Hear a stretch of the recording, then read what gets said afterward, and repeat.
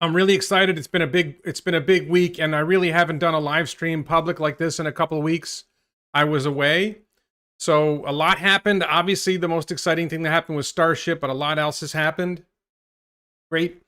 Um, so let's start with the beginning.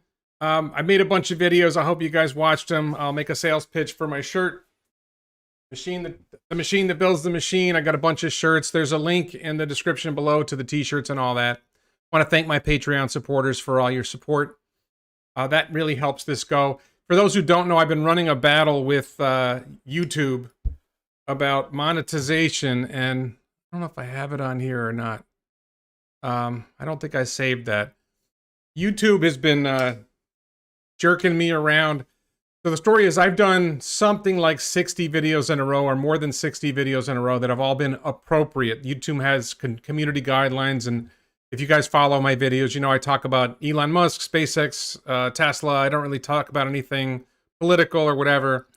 And all that stuff is appropriate.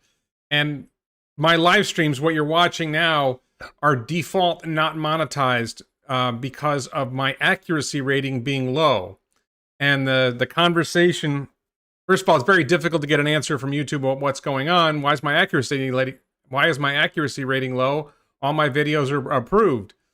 And I got an email that said that my accuracy rating was low because they only count the videos that are inappropriate and whether I self-certify them correctly. So I find that a little odd, but it is what it is. So my last video, I tried to make it inappropriate to see how that would work out. And I'll talk about that a little later. So, exciting thing just happened this morning. Well, it's not Starship yet. There was a Falcon 9 launch this morning. It appears that everything has gone well. They did capture the booster. It was the 7th landing of this particular booster. So Falcon 9 rockets are performing extremely well. This is exciting, and this bodes well for the future of Starship, which is the first thing I want to talk about. So we're going to talk about Starship first. Starship was amazing. This, to me, was probably the most exciting thing this year, and there's a lot that's happened this year. So if you remember, it wasn't that long ago.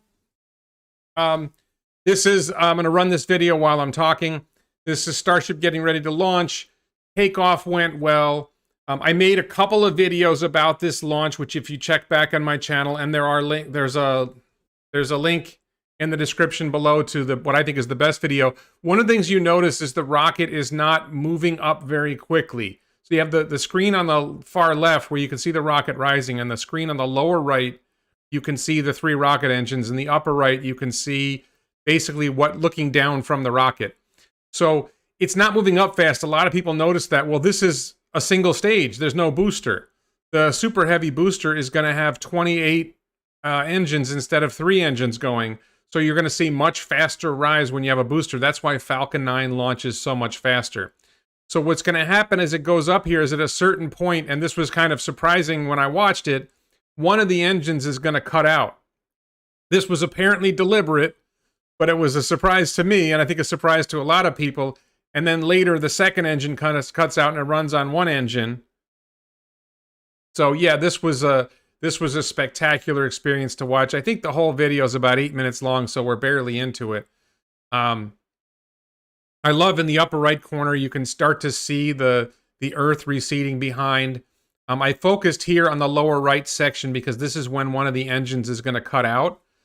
And then there's some flames that are going to occur. So the engine's gimbal, you're going to see the engines move very rapidly when the engine cuts out. This is going to happen any minute.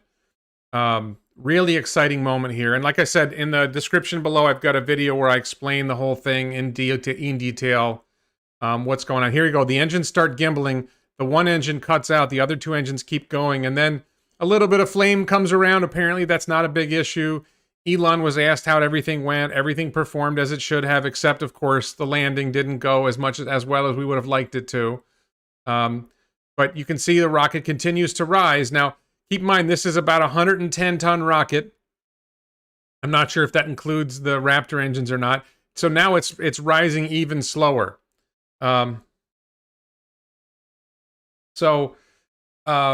This is just beautiful launch. Everything's going well. People are watching this. People are excited. Everyday Astronaut had a great live stream where, you know, if you know Everyday Astronaut Tim Dodd, he gets so excited. He's so fun to watch this stuff. I've watched this launch like 10 times now. I've watched this whole thing like 10 times. So in a minute, it's going to zoom back to the lower right. We're going to see the second engine cut out. This was just so much fun. And you know, it's not rising very fast. You know, think about it. This is 110 tons being lifted. It's still going up. It's still, I believe, accelerating with just 2 engines. So now I just cut back. This is my own edit of the video. So we're going to see the second engine cut out. We're going to see some more gimbaling. Gimbaling is when the rockets move around a bit, and that's how it steers the rocket. Basically, one of the big ways it steers the rocket. If the engine points this way, then it pushes the rocket that way. So here it cuts out again. So now we're down to 1 rocket, and now this is really kind of striking. Is the on the one engine, it's just sort of almost hovering or moving to the side. You can see the coastline in the background. You can see that there's some rotation going on with the rocket. And of course, sooner or later, we're going to see. Now, it was interesting to see this. I don't know if this is venting, if this is I don't think it's condensation. I think it's some kind of venting. All of this stuff, according to Elon, went according to plan. Really fun stuff here. By the way, this is the first time I've done this narrating a video while we're live. Let's see. Said they lost. Well, I'm going to come to that. I'm going to go through some of Elon's tweets that explain some of the things that happened. But you know, you look at this image on the left, and it's just sort of floating there, and you can see that instead of the plume going behind the rocket, now it's just sort of going sideways, which is really kind of different. You know, you're used to seeing the rocket going up and the plume behind it, you know, going underneath the rocket, and now it's just sort of going sideways and hovering basically. But pretty soon we're going to have the last engine cut out. We're going to see, here it goes. The last engine's cutting out. We're going to see it flip and drop into the belly flop, which is second most exciting moment in the flight, maybe. I think it's about to cut out. If it hasn't cut, here it goes. It's cutting out now. And now we're going to see it's going to flip and drop into the belly flop maneuver, which was just, you know, really stunning to see this. So I'm not exactly sure what it does. I think it's a combination of fins, and you can see, if you look really close on a full-size video, you can see the control thrusters, the cold gas thrusters. I think they're using cold gas thrusters that keep it in position, but now it's just basically hovering. It's basically falling. It's a controlled fall. So this is a lot of fun. So Mark Plott says SpaceX needs to go to 5 engines. The idea here is that there's 3 sea-level engines. That's what they used here, and there's space at the bottom of the rocket for 3 vacuum-level engines. The sea-level engines are optimized for altitudes, for low altitudes close to the Earth. You know, 0 to 10,000 feet maybe. The higher up you go, the less efficient those engines get. When you get into space, they use vacuum-optimized engines, which have a much bigger bell. The shape underneath gets much wider, and that allows for the propulsion to be more efficient in a vacuum. So it's coasting down. I think we still have a minute or so to go here, where it's just floating down. It's just so fun to watch this. I'm sorry, I know you guys have probably already seen this, but this is just so much fun to watch. You can see the fins are moving a little bit to keep it positioned correctly. Every once in a while, you might see a cold gas thruster jet out to help keep it in the right position.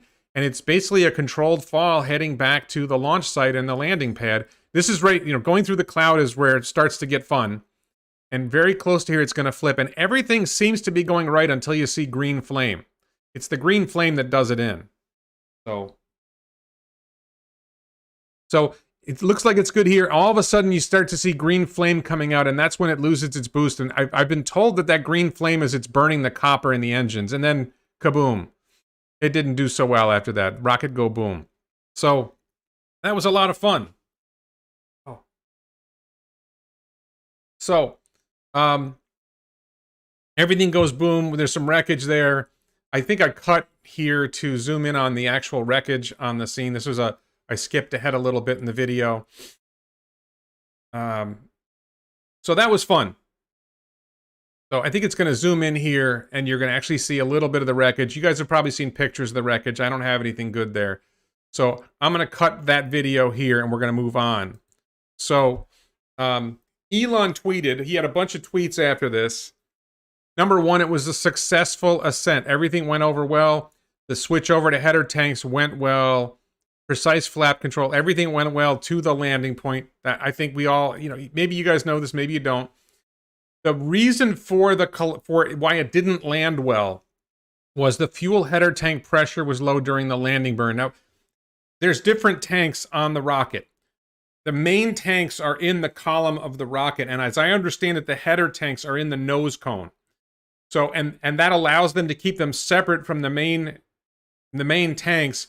When the main tanks lose pressure over time, that's not going to work to handle the landing burn. So they have separate tanks in the header and up at the nose of the rocket that are kept separate. And for some reason, they didn't maintain pressure, and they'll have to figure that out. And that's why it wasn't able to maintain the landing. So, oh man, I get excited. And Everyday Astronaut asked the question about the engine shutdowns. We saw the engines shut down, and Elon confirmed the engines did what they were supposed to do. It reached how high it was supposed to go. Everything except the landing went as it was expected to go. And the landing was not, honestly, we expected so many different ways this could fail, and it didn't fail. So this was great. And then I want to switch over to what this means and why this is important. Elon responded, and this was his big response: Mars, here we come. A successful development of Starship means that we're going to be able to go to Mars.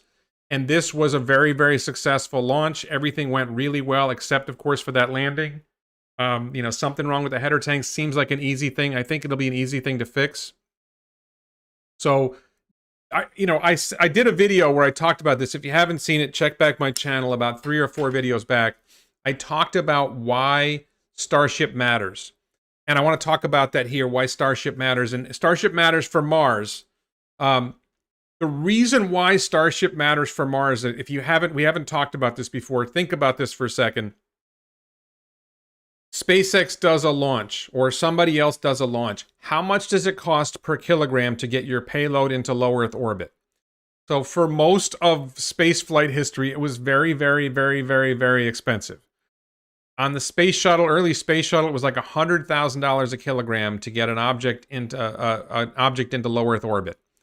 Towards the end of the space shuttle's run, I think they had gotten it down to $25,000 a kilogram, which sounds like a big improvement. But Falcon 9, with reuse of the booster, has gotten the cost down to around $2,000 a kilogram. So that's a 10x improvement over where the space shuttle was, more than 10x. But Starship is a whole nother level. And if you look at what Elon has talked about with launching 100 plus tons to low Earth orbit, and if you frequently and reliably and quickly and at low cost reuse all the hardware, then what happens is the fuel cost is going to be about $900,000 to get a 100 plus ton payload into low Earth orbit. Well, that works out to about $10 a kilogram. So then you have other costs. You have the cost of operations, you have the cost of staffing, you have a lot of other costs. But if you do a lot of launches, you have a cost of spaceports and all these other things going on. But the more launches you do, the more you spread those other costs over multiple launches, and the more you reduce how much that cost as a part of your launch. And then, when he says 100 plus tons to orbit, I think he might mean 150 tons to orbit. And it may be that we're getting close to under $10 a kilogram to low Earth orbit. So I want to translate that to Mars. And I see somebody, I think Mark mentioned single stage to orbit shuttle. I don't think single stage to orbit is a part of the plan. Super Heavy is a very efficient way of reducing costs and getting things done quickly. I don't think single stage to orbit is a part of the plan. So Mars. So here's what's going to happen for Mars.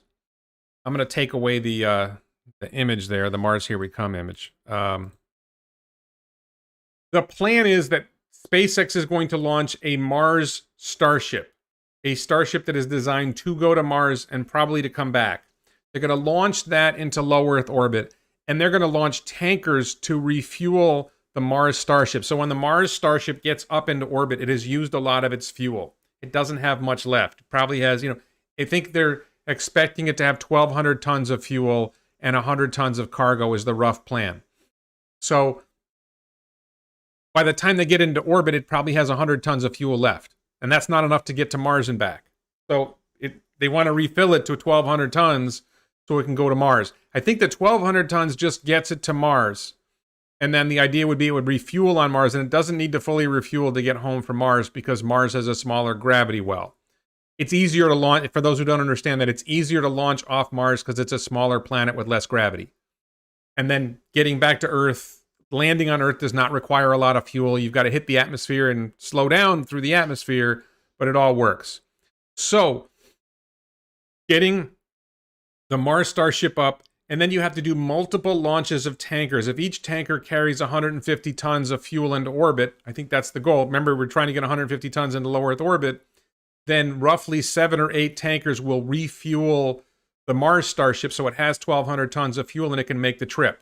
So you get to low Earth orbit, you get 1,200 tons of fuel, you've got 100 tons of cargo, and you're able to get your Starship to Mars. Now, I think the plan is in 2022. If everything goes well with Starship development, I think the plan is to launch at least one cargo ship to Mars to land 100 tons of cargo on the Martian surface. And that ship's probably not coming home. Elon talked, and I did a video about this, about stretching Starship. Elon talked about stretching the tanks, that if you reduce the size of the payload, instead of a 100-ton payload, you do a 40-ton payload, then you could stretch the tanks to have 2,000 tons of fuel. Just so you understand, yeah, you're only going from 100 tons to 40 tons. You should only gain 60 tons, but the tanks are highly pressurized, so the volume you're giving up leaves a lot more room for fuel. So if I understand Elon correctly, that's the idea. You don't change the length of the Starship. You're just stretching the tanks inside the Starship and shrinking the payload size. I do have a t-shirt that shows versions of Starship that with stretched tanks and all that. That with 2,000 tons of fuel, Starship would be able to fly to Mars, land on Mars, deliver its cargo, and then use the remaining fuel that it didn't use to come back. I think 40 tons would support, and I think the idea would be you'd fly multiple cargo missions at the same time or roughly the same time as you're flying the one crewed mission, and the crewed mission is in 2024. So the point being, all right, the point I was going with is the reason Starship is so special is because if you're able to launch those tanker launches and you're recovering the tankers, and so you're not spending money on building new second stages, the cost, it's just the cost of fuel and a little bit of overhead, and maybe each launch cost $1 million to fuel up, so you spend $8 million fueling the smart, you spend $1 million getting the Starship up into low Earth orbit, you spend $8 million fueling it up, and look, there's other costs, I'm not saying there aren't other costs, but basically, the oversimplified version is it's costing you about $10 million for a mission to Mars. And if you do what I'm talking about, where you stretch the tanks and you've got to fill 2,000 tons of fuel, now you need like 14 Starships tanker launches. So this is just like, we're talking about potentially doing a Mars mission, and the total cost of the mission, including the cargo missions and everything, maybe you're $100 million to do a cargo. I think in 2022 you do a cargo mission to Mars, and maybe that costs $10 million or $15 million, and you land the ship and you leave it there, and it's got the cargo on it, and that's sort of your test run. And I would say if you can do it, do 2 or 3.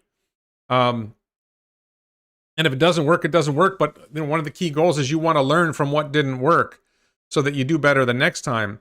And if you have successful cargo missions in 2022 that successfully land cargo on the Martian surface, then in 2024, the Starship program has advanced 2 years. I think it would be August, or I forget, somewhere around August 2024 would be the launch. And it's a 3 to 6 month journey to get to Mars. And you can only do this every 2 years if you're not familiar with called the Hohmann transfer, when the Mars and Earth orbits line up. But this is why Starship is so amazing, is lowering that cost. If it costs $2,000 a kilogram to get your payload into orbit, then the cost of refueling the ship that's going to Mars is outrageously expensive. If you cut that cost by a factor of 100, all of a sudden it becomes very, very affordable to take these journeys to Mars, or to take a journey to the moon. Moon is another one. So I think, maybe that, and the moon mission is not constrained by when Mars and Earth's orbits in alignment because the moon is orbiting Earth. So the Dear Moon mission could conceivably happen around 2023 or 2024. We're seeing a lot of amazing progress. We had Crew Dragon that has been very useful in figuring out how to do crewed missions, and SpaceX is getting very good at doing crewed missions. And the lessons from Crew Dragon are going to help with Starship. I think there's another question. I think I'm probably wrong about this, but I just sort of wonder, does the International Space Station become outdated when Starship can launch really, really large payloads and basically build a new space station or build a space station out of Starships? I think that's another thing.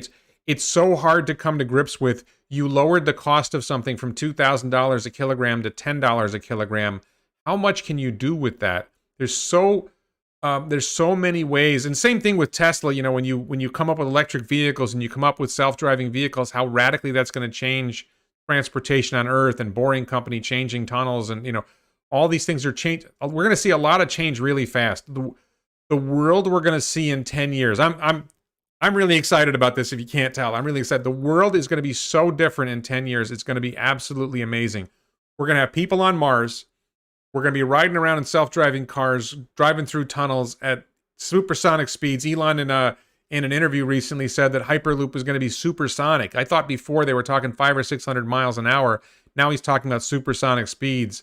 It's going to eliminate the airline industry if you have supersonic tunnels. Why would you bother flying on an airplane at 400 miles an hour when you can, do something easier in a tunnel at 700 miles an hour? All this stuff is crazy. Moonbase. Mike Smith mentions a moonbase. A moonbase is a possibility. There's so many things. I'm just looking at your comments here. Can they leave some of the fuel in Martian or Mars orbit instead of taking it down to Mars and back up? I don't think that's necessary. Tanks of Starship can be repurposed into a fuel depot on the surface of Mars. I think there's a lot of things about what's going to happen on the surface of Mars that the Mars Society talks about. So anyway, this is just one of the really exciting things. I think it's amazing. I feel like I need to do a video that really focuses on this, and it's almost like it's over my head, and I don't know if you guys have thoughts, and if you could, in the comments, I'm more likely to see comments than I am to see chat comments.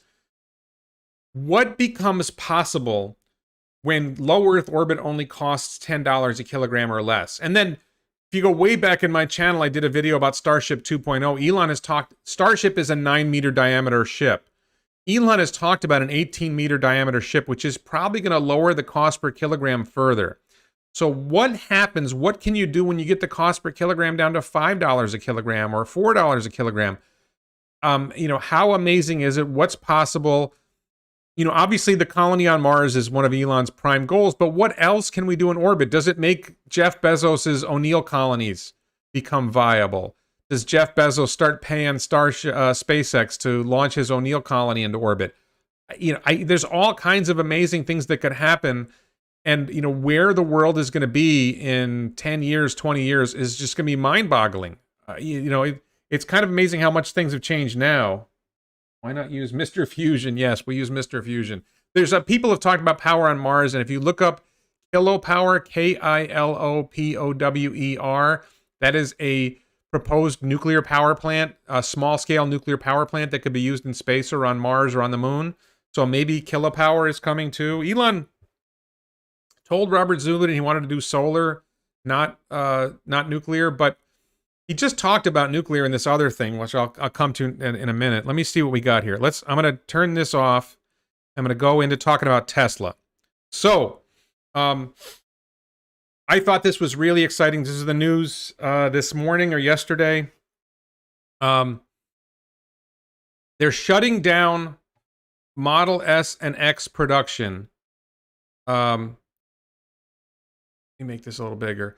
Tesla is shutting down the Model S and X lines, and they sent what happened was Elon sent an email to employees, or Tesla sent an email to employees who work on the Model S and Model X lines that they're shutting down the lines for about 3 weeks, encouraging them to find other work, that there's other work for them to do, or there may not be other work for them to do, and some of them may have to take unpaid vacations. So not necessarily very nice to tell your employees that right before Christmas, but whatever. I'm not judging that. But there's a lot of speculation now. Well, why would they shut the lines down? And one theory is there's no demand, but I don't think there's a lack of demand. Let me address this question first. Do you think Elon will buy another car company? No. I don't think Elon will buy another car company. I don't think there's any advantage in buying another car company. So let's talk about this Model S, Model X thing. So when I saw this story, I thought, okay, maybe they've made too many Model S's and Model X's, and they're not able to, they're holding too many in inventory, and it doesn't make sense to keep making Model S's and X's because no one's buying them. And I don't think that's the case, because I went on and I suggest you do this for yourself, go on the Tesla website and start the process of ordering a Model S or looking for inventory. And what I found was there are only 2 Model S's available within 200 miles of my home, and they're 2020 models, not 2021 models. And I'm in Florida, and there's a lot of Teslas here. And to check alternately, I went to my brother. My brother lives in near Los Angeles International Airport, so I put in his zip code, and I looked 200 miles around him, and there really weren't a lot of Model S's available. So if there was a lot of inventory, they would show up when you're searching inventory on the Tesla website. And if you want to order one to be made, it says 8 to 12 weeks for delivery. Well, 8 to 12 weeks for delivery, that doesn't sound like they have a lot of them sitting there waiting to go. So the theory is, and this has been rumored for a long time, that we're going to see a refresh or a change in the design of Model S and Model X. Now, there's something called Project Palladium that people have been talking about for a while, a big change in Model S and Model X. And don't forget, Model S started 8 years ago. So if anything's due for a refresh, Model S is probably due for a refresh and a redesign. And this goes along with the structural battery pack. We know that Plaid Model S is going to have a structural battery pack. We know that the Model Y factory in Berlin and the Model Y factory in Austin are going to use structural battery pack. Structural battery pack is a different chassis design for the vehicle that saves a lot of weight. It uses the new 4680 cells, the new cells that Tesla revealed at Battery Day, and it puts them together basically in a big rectangle, in a big rectangular brick, and it serves as a structural component of the vehicle. And by doing it, you save a lot of weight. Number one, the batteries are more efficient per weight on their own, and number two, you use less structural material in the vehicle because the batteries themselves form part of the structure of the vehicle. So it's a reasonable theory that this line is being shut down so they can convert Model S and Model X over to the structural battery pack design. That might be a stretch, because the Plaid Model S isn't supposed to come till the end of 2021, but it would make sense. And one of the reasons why I think this makes sense is we know that the Fremont factory is producing 4680 cells.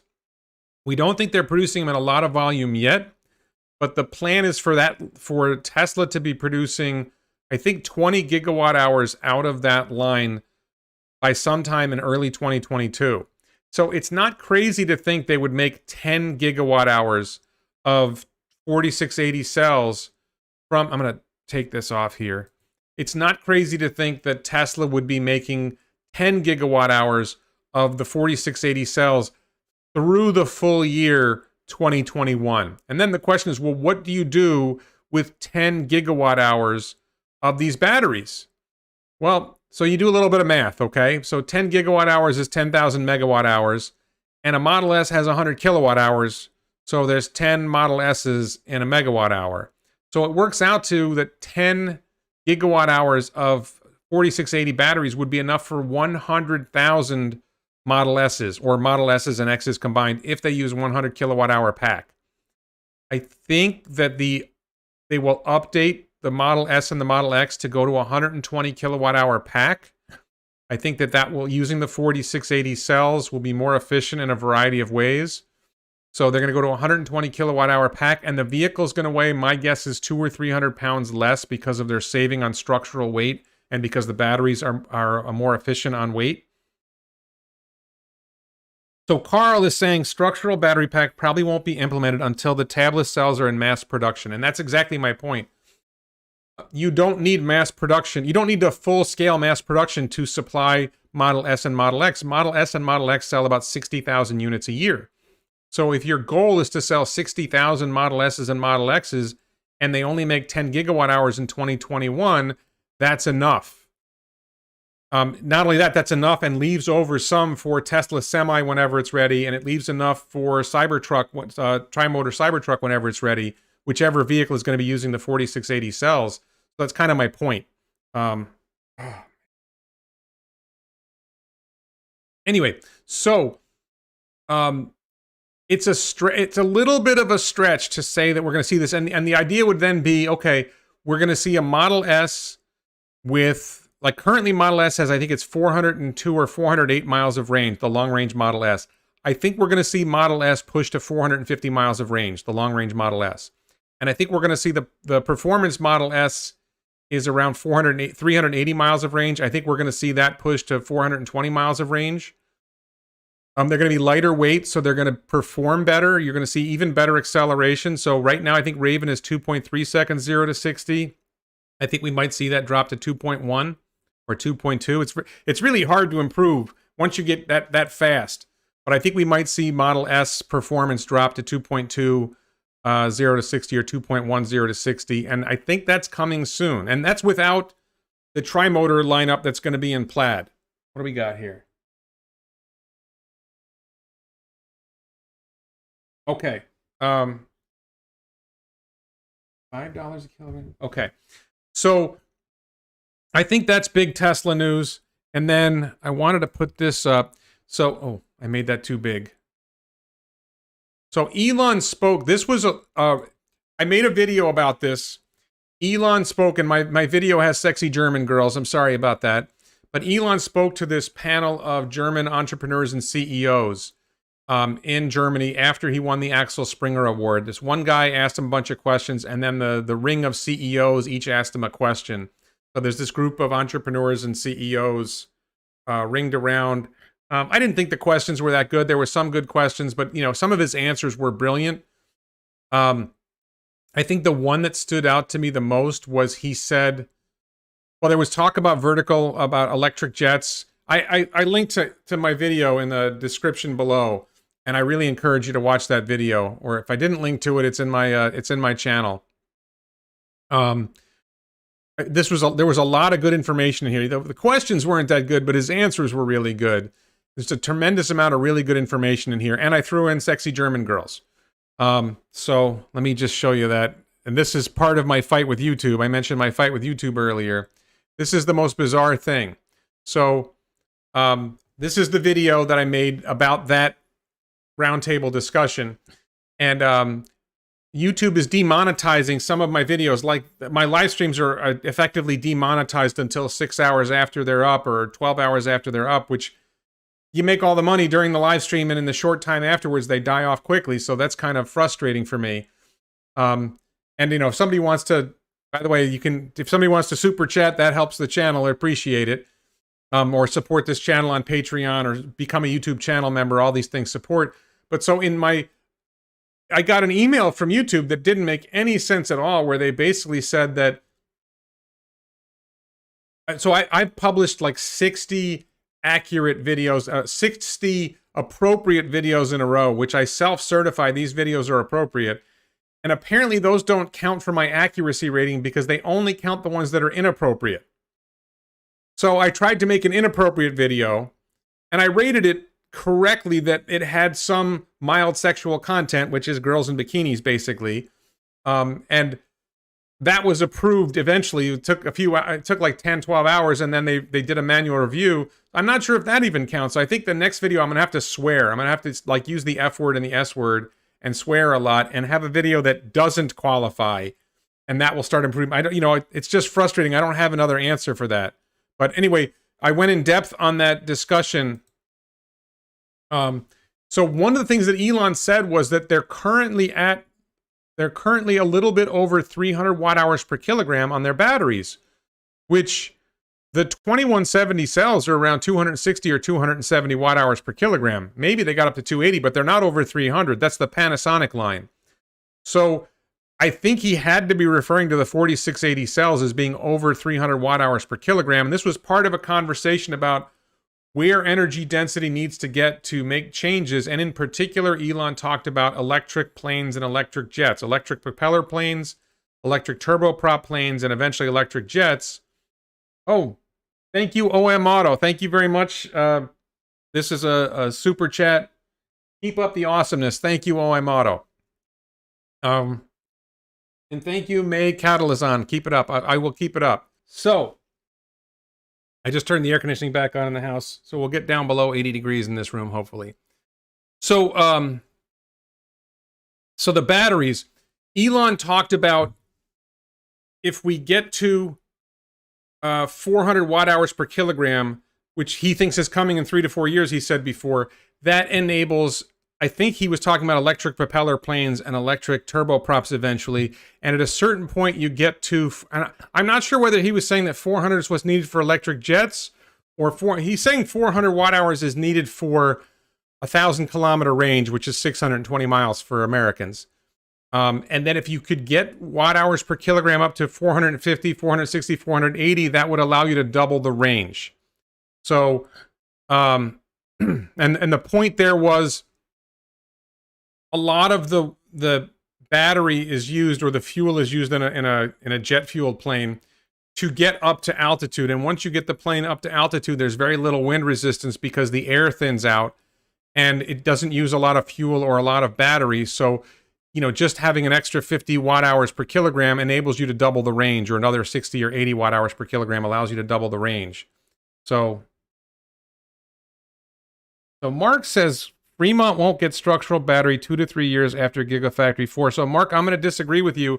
I think it's very clear that Plaid Model S will have structural battery pack this year, 2021.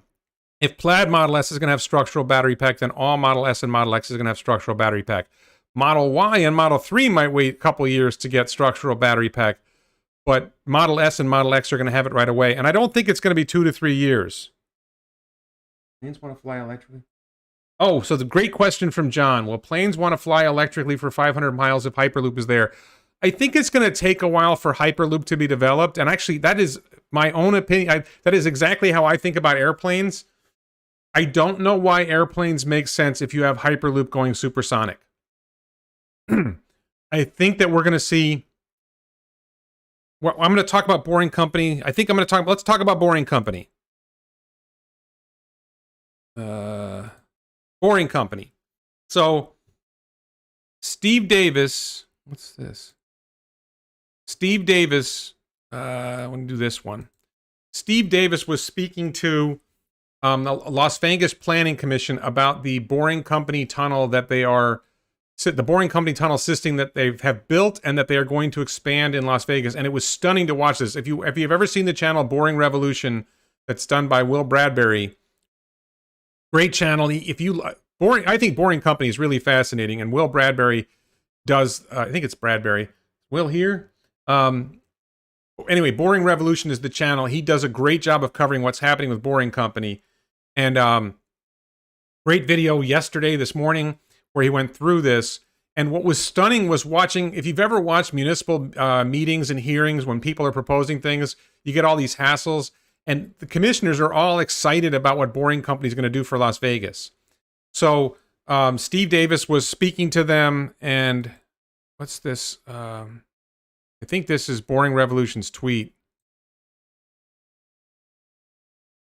So this is my tweet. So this is Boring Revolution's video, and this was just my thought here that think about this. They're building a system of transportation underground. One of the things, Steve, that they talked about was every ride is express. There could be 30 stations on the route, but your ride will be express because of the design of the Boring Loop tunnels.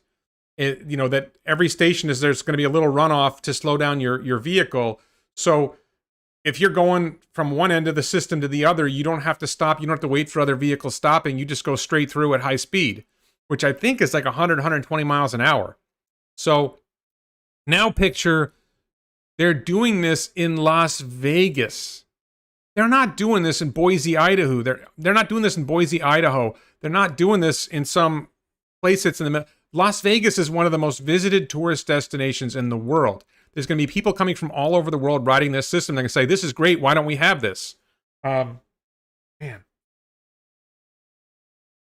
Thank you, Alistair. Hyperloop is Elon's idea. Confuses me a lot. Exposed large vacuum tubes seem dangerous, unproven at this scale. Is underground easier? So Elon was I think in the roundtable discussion that Elon had with the CEOs, he specifically mentioned that Hyperloop could be done by the Boring Company. I think he meant would be done by the Boring Company. And that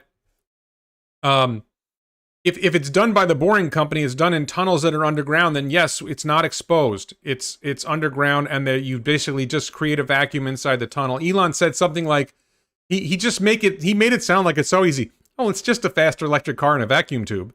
Like, that's no big deal. It was so comical to see him say that. Sorry.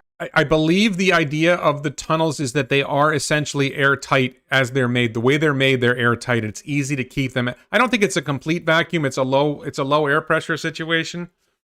So yes, I believe that generally speaking, Hyperloop will be in tunnels, and including long distance tunnels. And there's a bunch of advantages to it. One advantage, like you said, is it makes it safer because you don't have to worry about something happening in the weather or something crashing into your tunnel and wrecking your tunnel.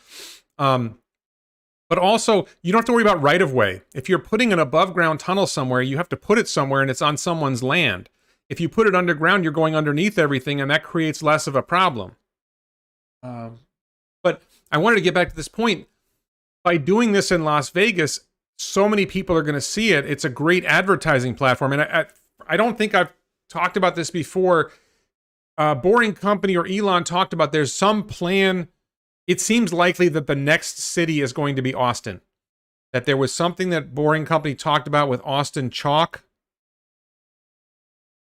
Investing in graph. So that the underground conditions for tunneling are ideal in the Austin, Texas area, and I think broader Texas area, that it's very easy to do tunneling there. And so I think we're going to see an extensive tunnel system come up in Austin, Texas. And I think Boring Revolution may have done a video about that as well. So this is going to be really exciting as well. So, and you know, this is that kind of radical change that they were talking about when they were talking to the city commission, that a 14-minute ride in regular traffic is now going to be a 3-minute ride in the Boring Company system. And now you just imagine that expanded in a bigger city, you know, where, you know, people are routinely traveling 30 minutes or an hour, and you get their, hour trip down to 15 minutes or 10 minutes. How much time it's saving people, how much more efficient it makes life, how much less pollution because they're electric vehicles and they're underground. So many tremendous possibilities here. I'm trying to think. So I think I'm out of my material. So I'm going to take this off and I'm going to look and see what questions we have. Let's see, what time is it? 1:47.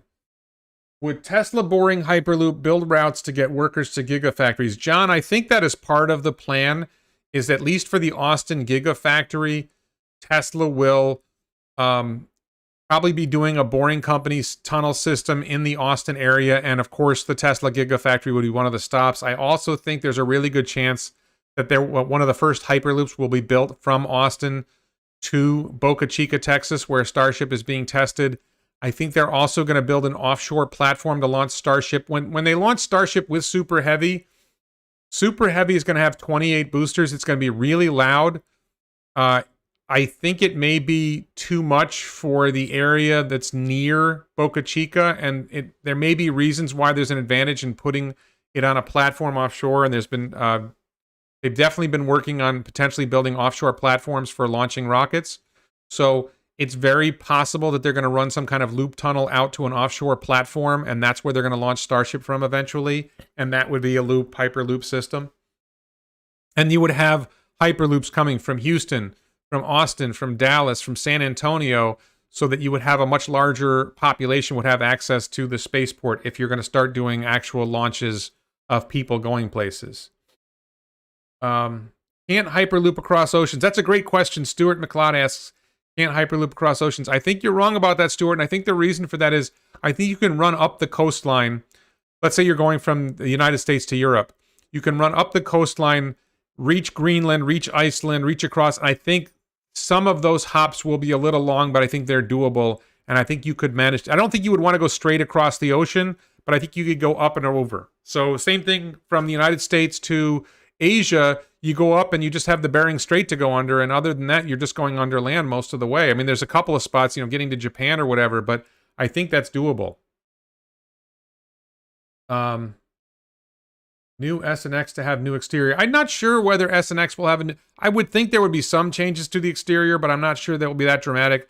The Plaid Model S that was demoed did not look to have any significant changes in the exterior, so I don't think that's necessary. I think maybe there'd be minor changes, but I don't think there would be major changes. Let's see. When do you think we might see a Starlink IPO? I don't actually worry about things like Starlink IPOs. I think it's down the road a ways, and I think it's I think if the goal of Starlink is to generate cash for Mars, then I don't know why SpaceX would want to spin it off. So there's a reason why they're going to do it if they're going to do it, and they have talked about it, but I think it's at least a few years off. VTOL aircraft can land anywhere with no to little infrastructure, much cheaper than Hyperloop in low traffic areas. So Stuart, yes, that's true that VTOL aircraft would be great for areas with no infrastructure, but those are low population centers, so there's not a lot of demand for people to fly from a low population center to a low population center. I don't see it being that. I see VTOL jets being a toy for rich people rather than an actual useful transportation system once you have Hyperloop. Cybertruck updates? No, I haven't seen any Cybertruck updates. Original Hyperloop white paper was something very small, like 0.01 bar. Steel tube would collapse a small dent. Even passengers not smushed. You can't breathe at that pressure without a suit. Yeah, I think it's going to be low pressure, and you would just have a very, very secure. The electric vehicle that's traveling in Hyperloop would just have to be very secure so that you don't have problems. And SpaceX has a lot of experience. Tesla's, Elon's companies have a lot of experience dealing with operating in low pressure environments like space. I think we'll be okay there. Norway is planning a floating highway system of tubes just below the surface. I have not seen that. Starlink will be so this is a question. A lot of people ask me about, investing. How would I invest in Starlink or SpaceX or Boring? I think Boring Company is a great investment. One of the biggest problems is whenever there's going to be a funding round, I think these things are now so valuable that it's not clear you're going to get such a great deal when you buy in. I still think Tesla. I'm going to go on a Tesla. Let me pop Tesla back up here for a second. I'm going to go back on a little Tesla rant here. I still think Tesla is the best investment. I'm going to be doing a video about this coming up, so I just want to cover this key point. Take a step forward and ask yourself, in 2030, 10 years from now, what do you think Tesla will be worth? Okay, I'm using 2030 for a reason. It's 10 years from now, and I have a little bit of a calculation in my head that I'm working from. And I did a video where I talked about the battery revenue model. How many batteries do you think Tesla will make? How many batteries do you think they'll buy from suppliers? And what products does that lead to them producing? And what revenue does that generate? And how does that translate to a market cap and a share price? And another way of looking at it is the robotaxi model. So my battery revenue model predicts a ballpark of 6 terawatt hours of batteries.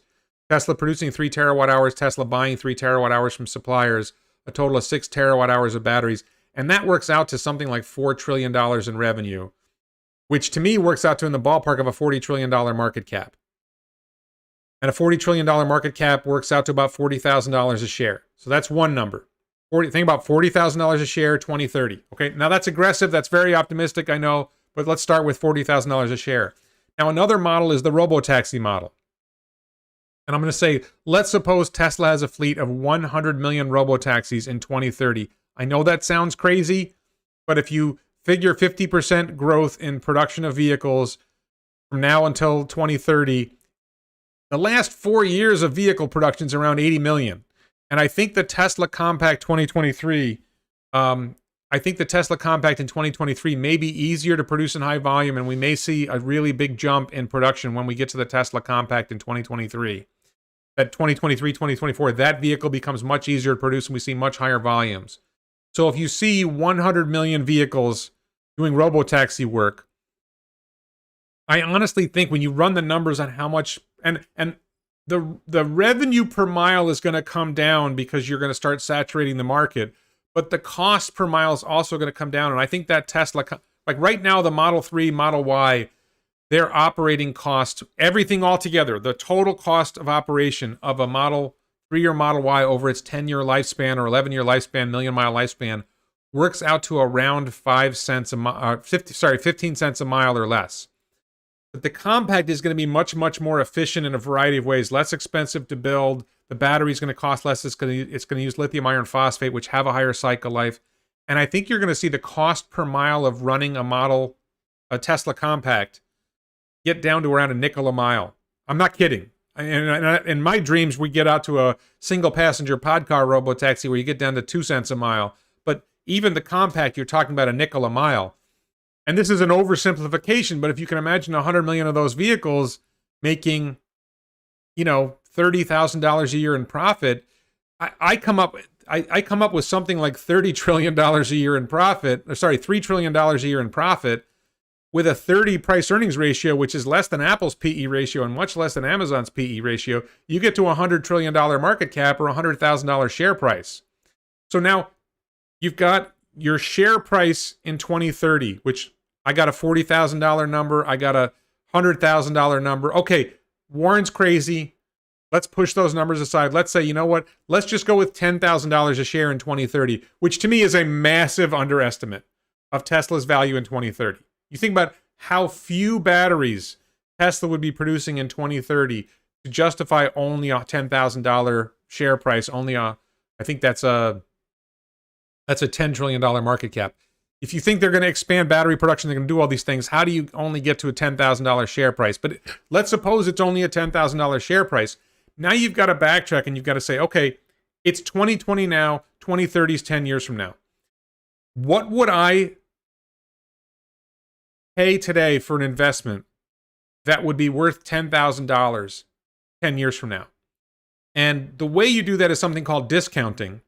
And I didn't prepare numbers on the screen for you, but basically, if you figure normal investing, you'd be hoping for a return of 10% a year. We're leaving out the unicorn. We're investing in spectacular growth companies, and you're just investing in the S&P 500. Maybe you're buying some bonds, but just plain and simple S&P 500 alone, which is a very good rate of return.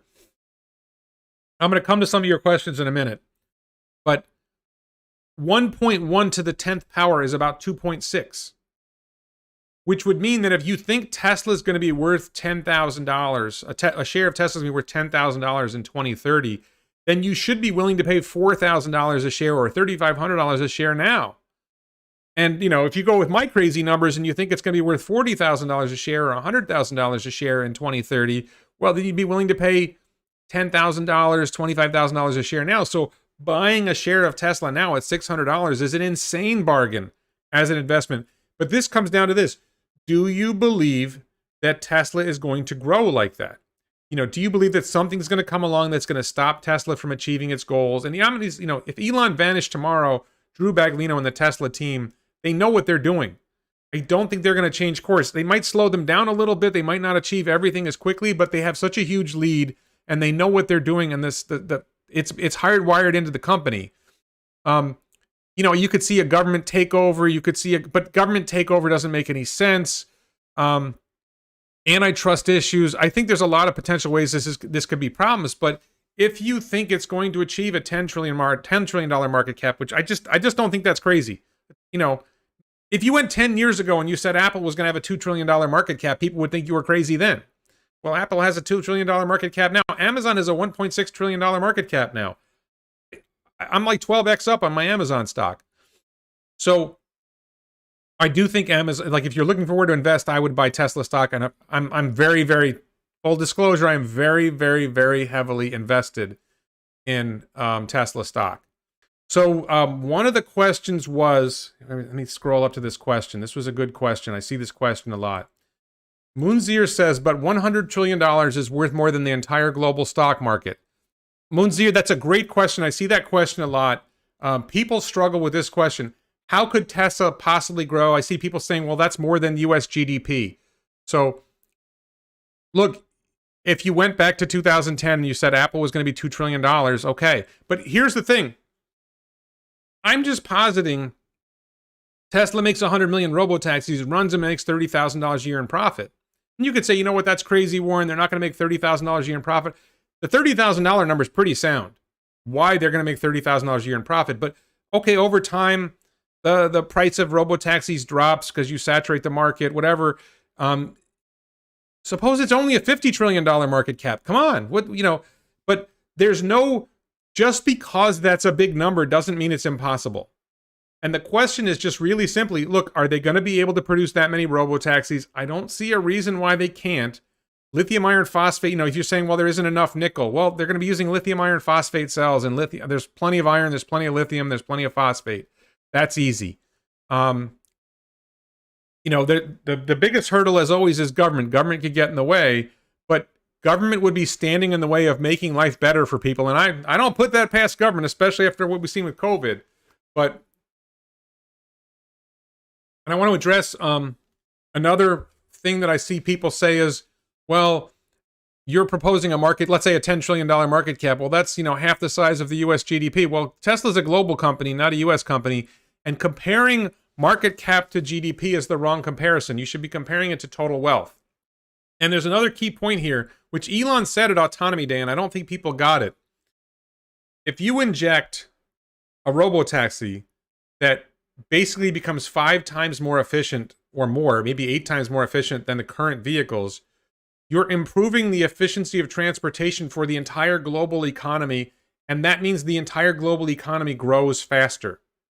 So you're going to see massive economic growth. This is one of those things that people see I have a video and an interview video about universal basic income, and there's this, I'm going to call it a thick mentality that technology is going to destroy the jobs and there won't be any jobs. We have seen again and again, new technology. Everybody says it's going to destroy jobs, and it creates more and better jobs than the ones it destroys. Every time we see a new technology, we see more and better jobs. More and better jobs, more and better jobs, more and better jobs. This is going to create, and I'm not going to tell you what the jobs are going to be because I don't know. I did not foresee that there would be careers in YouTubing.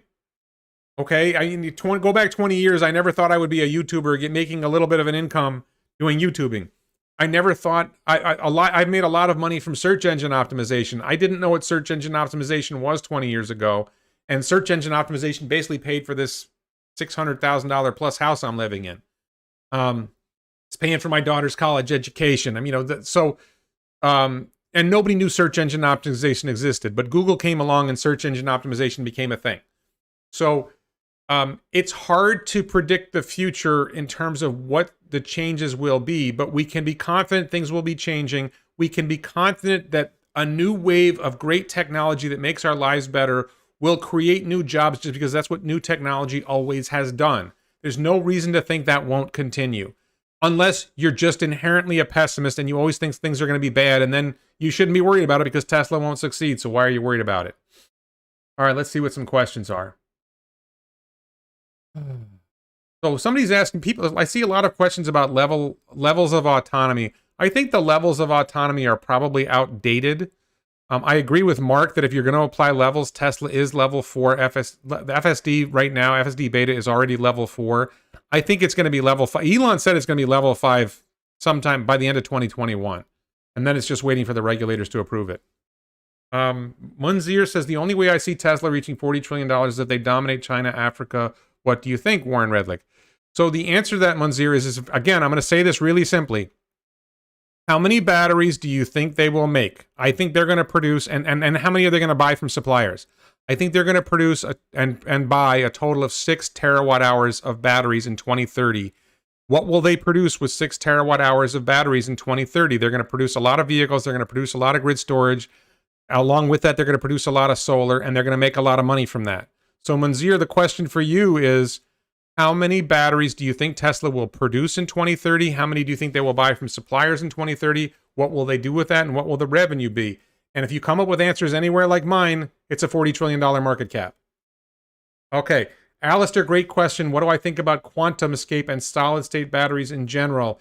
And your second line is exactly what I think. Is it possible they are pointless and outcompeted by 4680 with Maxwell's DBE, dry battery electrode? So basically, you covered my answer. The thing about QuantumScape, there's 2 great videos that summarize the QuantumScape story. Limiting Factor did a great video on it, and Gali from Hyperchange TV did a great video on it. Number one, their projections for what they're going to accomplish, it's like 2028 before they produce batteries in volume. And by the time they're producing 90 gigawatt hours of batteries, Tesla will be producing 1.5 terawatt hours of batteries or 3 terawatt hours of batteries. So, and that's if everything goes well for them. So, and the other issue is cost. What they really don't address is how much will solid state batteries cost? And will they be able to manufacture them in volume? If you follow Elon at all, you know he says that manufacturing is the real challenge. It's easy to make a prototype. It's hard to manufacture in volume. Just because you have a good idea doesn't mean you can make it in volume. And can you make it for low cost? And if you're only making 90 gigawatt hours of it, you're probably not getting the economies of scale to drive the cost down. So I don't think that QuantumScape is going to be a success. Limiting Factor was very harsh in his video, very much. Limiting Factor is my favorite channel on YouTube, that and Boring Revolution. I would encourage you to watch Limiting Factor's video on it and watch Gali. Gali goes through their numbers and rips them apart. Matt Burns, okay, giving LG and Panasonic the secret sauce of 4680. Yes, I think there's no question that Tesla has already given the secret sauce of 4680 cells to LG Chem, Panasonic, and CATL.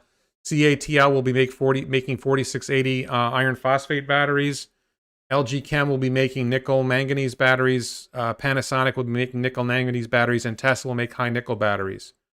John asks, will my deposit on the Cybertruck lock in the FSD price they quoted when I put the money down? It says that I actually just ordered a second Cybertruck, and it does say that it will lock in your price for FSD. So yes, the answer to that is yes. Madhu Kolu asks, Warren, which Tesla car do you own? I do not own a Tesla yet. I have 2 orders for Cybertrucks in. I ordered a Cybertruck in the first hour of the reveal, so I will hopefully have a Cybertruck dual motor at the end of this year. I bought my current car, a Volkswagen Passat, when the Model 3 had just started coming out and I didn't have a reservation. I would have had to wait too long, and they were only selling the high-end version, so I wouldn't have been able to afford it. Yeah, the secret sauce is the tabless. Well, I think, Carl, it's the size of the cell, it's the tabless cell, it's the manufacturing system. There's a lot of things that come together to make. I think the silicon-loaded anode also helps the iron phosphate battery. But I think Tesla is sharing all of that with its partners in exchange for they're going to make a lot of batteries for Tesla. Yes, I ordered the FSD option. So I put down a $100 deposit to buy a $57,000 dual motor Cybertruck, and I am going to get that. My wife is really not happy about that, but I'm going to get that. That's going to be a fight, and you choose your battles when you're married. That's a battle I'm gonna fight. How do I feel about the friendly merger possibility with Daimler? I do not see any reason for Tesla. This is the second time somebody asked this question. I do not see any reason for Tesla to buy a car company. Their factories are outdated. Their labor agreements are outdated. Everything, the way they do things is outdated and would be a hassle to absorb. Tesla has a system where they build a factory and they produce products. Buying someone else's, you have to ask yourself, what are they getting out of joining up with Daimler or Chrysler or Fiat or whoever? I don't see any advantage. I did see there was some story in the news about how Toyota is going to have a solid state battery electric vehicle in 2022, and it's just total fiction. There's all this fiction out there. And there's a story about Fisker, the guy behind the Fisker Karma. He's got a car called Fisker Ocean,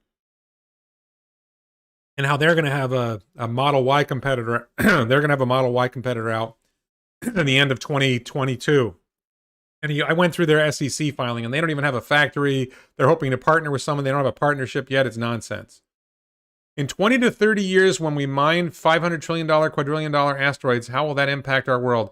I did a video, Munzir, about asteroid mining. If you go back in my channel or you search my channel for mining or asteroid mining, I don't think it makes sense for mining asteroids for use on Earth.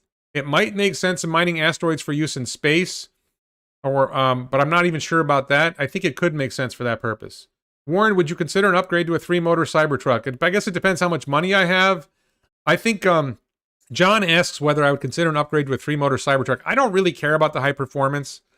I care about range, and I think if Tesla offered an option to upgrade the dual motor to a higher range, I would probably pay for that. I don't think I would pay $20,000 to have an extra motor and be able to go fast, because I don't drive fast. Battery they went over how a lot of little efficiencies added up to a major jump, but the stock fell because some hoped the solid. So let me get back to that point. I think solid state battery becomes irrelevant, and I think the biggest reason why is because everyone's focused on the nickel-based batteries and the high energy density batteries, and that matters for things like aviation, and it matters for Tesla Semi, and maybe to some extent for Cybertruck. But the most important vehicle in Tesla's fleet in the near future is going to be the Tesla 2023 Compact, and that is going to use iron phosphate batteries. And the Model 3 and Model Y will also be using our made in China Model 3, I think, is already using iron phosphate batteries. And the main advantage of iron phosphate batteries is low cost. That I think they're already down to $50 per watt hour. They're just really, really inexpensive. $50 per kilowatt hour.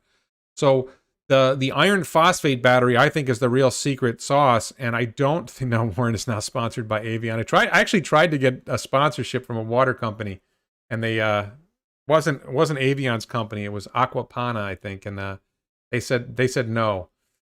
So it's possible that they're working on solid state battery, but I just don't. The goal is to get the cost down.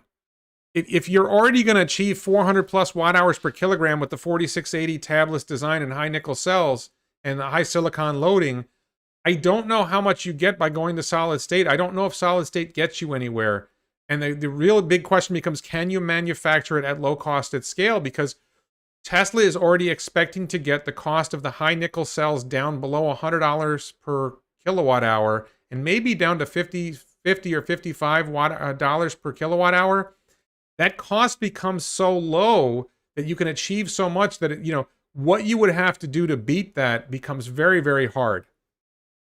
Madhu asks, are you worried something bad might happen to Elon as he's disrupting so many companies? I worry about it a little bit, but if you were worried about that, it would have already happened. I don't know. I mean, and I think SpaceX and Tesla are already extremely well run. I think Boring Company is extremely well run. I think his companies are already on pace to take care of these things. My other theory is that if you follow there's a series of books called the Culture series by an author named Ian Banks that Elon talks about, and the drone ships that the rockets land on are named after ships in the Culture series. There's my theory is that Elon is actually an alien from the marine culture, and he's on Earth to help us accelerate our advancements so that we can get off the planet before the planet is destroyed. And he's probably protected by an invisible alien drone that would kill anybody that tries to kill him.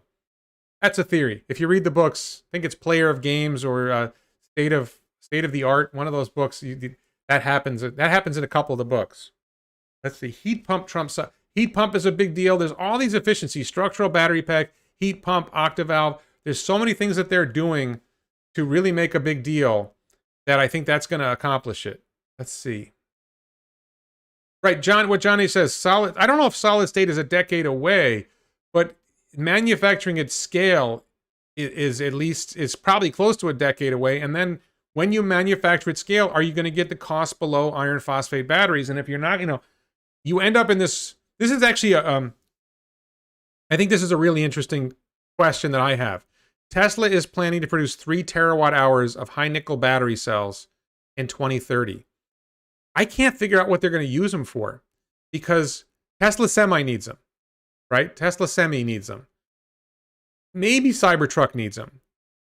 I think Cybertruck can get by fine with iron phosphate cells. That's a whole long conversation. Cybertruck has a lot of room under it. It's a really big vehicle. So I don't think Cybertruck's going to weigh a lot. So I think iron phosphate works really well in Cybertruck, in the high performance vehicles, but that's a very small market. So airplanes, it makes sense, but if Hyperloop's going to replace airplanes, then you don't need it for that. So it's actually one of the things I'm confused about is what is the point of making 3 terawatt hours of high nickel cells? You can't make enough Tesla semis to make that worthwhile. The market isn't big enough for the Tesla semi. So I think that's... John asks about, Warren, would you want a solar roof and Powerwall? If not, why? So the answer is yes. We have a roof. I live in Florida. We have damage from a hurricane on our roof, and we have a claim pending in court. It is, I think, fairly likely that we will settle this claim in a few months. And if we settle the claim for what I think we're going to settle it for, I am going to order a Tesla solar roof.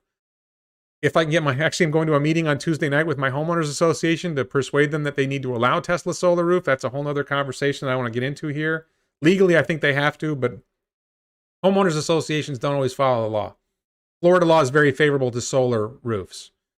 So, so my plan is to get a solar roof on my house and 3 or 4 power walls. That is my plan. My wife doesn't like this idea either, but the numbers are compelling. If I have to replace my roof, it's probably going to cost $30,000. If I do a Tesla solar roof with power walls, it's probably going to cost $40,000. So an extra $10,000, it's going to save like $300 or $400 a month. Plus, it's going to provide me with a backup in case of a hurricane, which is a very real thing here. So it pays for itself in about 3 years, not including that you have, basically a backup power in case there's a power outage. So yes, I'm going to I anticipate having a solar roof and power wall system on my house within 3 years. Well, I don't know how long it's going to take for Tesla to install it, but a year or two. Do I think solar roofs will scale anywhere as quickly as cars? Great question, Adam. Elon was in the Q3 investor call, I think it was. Elon was asked a question, and Elon said something about that solar roof is going to be a killer product, and we're going to see this coming year. So I think solar roof is going to scale really fast, and it's going to blow everyone away. Let's see. Some people like to drive fast, so you can't have enough range. I used to drive fast. I don't drive fast anymore. I can imagine if we go to a world of self-driving robo-taxis and the robo-taxi can drive safely, I'm going to want to go fast. But there's going fast and there's accelerating fast. I don't think that's important. Warren, would you go to Mars? When do you think the first human will land on Mars? I think the first human will land on Mars in 2024 or 2020. Actually, I think the rocket would launch in 2024 from low Earth orbit. I think it would leave low Earth orbit in 2024. It might not arrive until 2025. And it might wait until 2026 launch towards the end of 2026 and arrive in 2027. Would I go to Mars? I kind of want to go to Mars. I'm pretty sure my wife's not going to want me to do that. I'm pretty sure my kids aren't going to want me to do that. I do want to go to Mars. I think there's another issue, which is I'm probably more... different people have responsibilities, and I think when you saw mass migrations like that, it was usually the people who didn't have responsibilities who went on those journeys. So I probably have a lot of responsibilities here on Earth, and it's probably not going to be possible for me to go to Mars. But yes, I definitely want to go. I want to go into orbit. I want to go to the moon. I want to go to Mars. I want to do all of it. I want a Neuralink. For those who haven't followed me long enough, my mother has Alzheimer's. My grandmother had Alzheimer's. I am 54 years old. I'm about 20 years away from the high likelihood or substantial likelihood that Alzheimer's is going to set in. So I am hoping that in about 10 or 15 years, I will have a advanced Neuralink in my head that will help me get past Alzheimer's and or upload my consciousness into the cloud. And then my cloud self can go to Mars. No, Jim, I was going to talk to the HOA about the legal issues, but I'm actually going to focus on the positives. And I think there's a lot more positives than just publicity. I think it's the value of having a neighbor who's going to have power on when the power goes out. Just, imagine if the power goes out and everyone in the neighborhood is out of power. We have this experience because I live in hurricane country. When the power goes out, somebody has a generator, then people go over to the house and they get a cup of hot coffee and they charge their phones. We haven't had a real power outage in my neighborhood in a while, but it's sort of this feature when you have a power outage that if somebody in the neighborhood has a generator, then you have somewhere you can go, get a cup of hot coffee, experience air conditioning for a little while, whatever. There's a lot of advantages to it. Now imagine that 10% of the neighborhood has it or 20% of the neighborhood has it. Eventually the neighborhood shifts over, and it ultimately makes the neighborhood more desirable for people to come in and buy because you have an advanced technology neighborhood. We installed fiber optic cable in our neighborhood. We have a high-speed internet. I have 250 megabits per second down. Madhu, I'm going to answer your question. Let me answer Madhu's question. Thank you for your super chat. Do I think Elon is Satoshi Nakamoto? No. I read a really detailed discussion of the history of Satoshi Nakamoto and the people who are involved in it. I think Elon could be Satoshi Nakamoto, but I think it's a long shot. He's smart enough, he's savvy enough, but I don't think it's him. And he's denied it. Of course, he would deny it if it was him. Do I think Tesla will partner with but if you Google and search, there's a history. There's a few people who were really at the center of what happened with Satoshi Nakamoto, and it's probably one of them. Carl says that go to Mars. I'll miss the live streams though. I could live stream from Mars. It's just the chat would have a really long lag. And if you haven't seen it, I made a video. You know, nobody watched this video. I thought it was a really cool video. I made a video about a Starlink for enabling high bandwidth communication between Earth and Mars. If you imagine there's going to be there's two issues with communicating between the Earth and Mars. There's the lag. What's the term for it? There's a delay, right? You know, it takes the speed of light, has to travel a certain distance, and there's can't think of that term. There's a lag between when I say something and when you hear it. But you're seeing my stream. You're getting the full bandwidth of my stream, even though you're seeing it 20 seconds later because how YouTube lags it.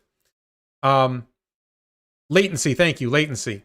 So there's nothing you can really do about latency. The speed of light will only travel so fast. You know, the light waves, whatever your transmissions going between Earth and Mars are going to take so long. And you know, at their closest, they're about 40 million miles apart. At their farthest, they're about 250 million miles apart. So the latency is like a half hour. You know, so, you know, when I say something to you, you're not going to hear what I said for half an hour. But there's a second problem, which is bandwidth. And I made a video going back a month or so ago where I proposed a network of satellites in the orbital plane, the same orbital plane that Earth and Mars are roughly in, that could dramatically increase the bandwidth of communication between the Earth and Mars. And I think that's really important. It's cold on Mars. Yes, it is cold on Mars. Tesla can mine all lithium for North America. Yeah. There will be less need for batteries if my power system gets developed. Onboard storage of energy. Okay, I don't know what you're referring to. Tesla already partnered. So Tesla already partnered with an Australian mine. One of the things, I don't know how many people follow this. I made a video a while back talking about where the next gigafactory or terafactory might be, and I included Indonesia in my list. I don't think many people know much about Indonesia, but there's a lot of nickel there. And I'm seeing a lot of stories about potentially Elon, about Tesla doing some kind of deal with Indonesia to mine nickel and maybe create a battery factory in Indonesia. So that's going to be really cool. And they could create a car factory in Indonesia. Indonesia is a large population country with a reasonably sized economy. Tesla found out because of potential Chinese-Russian. I don't care about what. Did 2 weeks without power after hurricanes. It's not fun. Exactly. It's not fun. Munzir, I want to thank you for your insight and kindness. Your channel is great. You actually inspired me to create my own. Thank you, Munzir. If anybody's thinking about doing this, there's a lot of great videos that helped me make better videos. Nick Nimmons is probably my favorite channel for that. Nick space Nimmins. I love his channel. I love his videos. There's a whole lot of things that go on in terms of equipment and other things. I'm running a new Windows machine. I've been a Mac guy for years, but I'm running a Windows machine because it just made more sense. Bhutan? I don't think there's going to be a terafactory in Bhutan. I've got a DSLR hooked up to my computer. I've got a second webcam I just bought, so when I do live streams, I can have the webcam for the Skype communication and the camera for you guys. Indonesian nickel is primarily laterite ore, which is not environmentally friendly. That is over my head. I don't know anything about that. High bandwidth with laser comms. Yeah, well, I'm picturing laser communications, Mark, but I don't know, Mark, if you saw my video about this, if you have satellites in that orbit, then you shorten the distance, and that allows you to increase the bandwidth, because the farther the laser signal has to travel, the more power it takes to deliver the same message, or the less data you can communicate with the same power.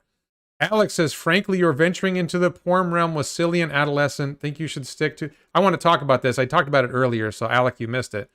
You're venturing into porn realm with silly and adolescent. Think you should stick to something in private. Oh, jacking off in private, and stay focused on pertinent issues in your vlogs. So, Alec, there was a reason I did that, which I explained earlier in this video. But I do occasionally include bikini girls in my videos. My audience is 95% of my audience is 95% male. Over 90% of the audience appreciates it. It's not porn. It's girls in bikinis. NFL football games have cheerleaders in skimpy outfits. NBA games have dancers in skimpy outfits. I don't know where all this prudishness is coming from.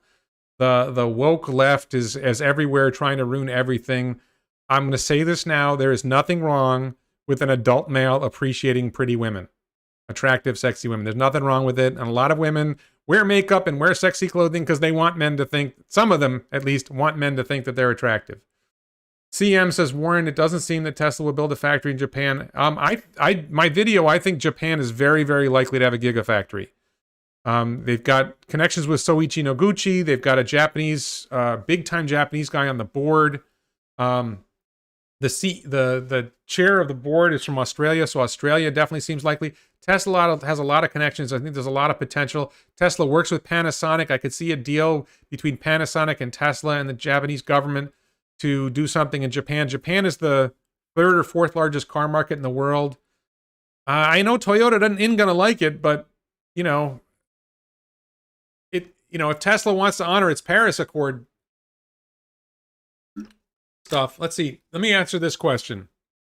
Days asks, hey Warren, I want to build my portfolio. What stock should I buy and what percent?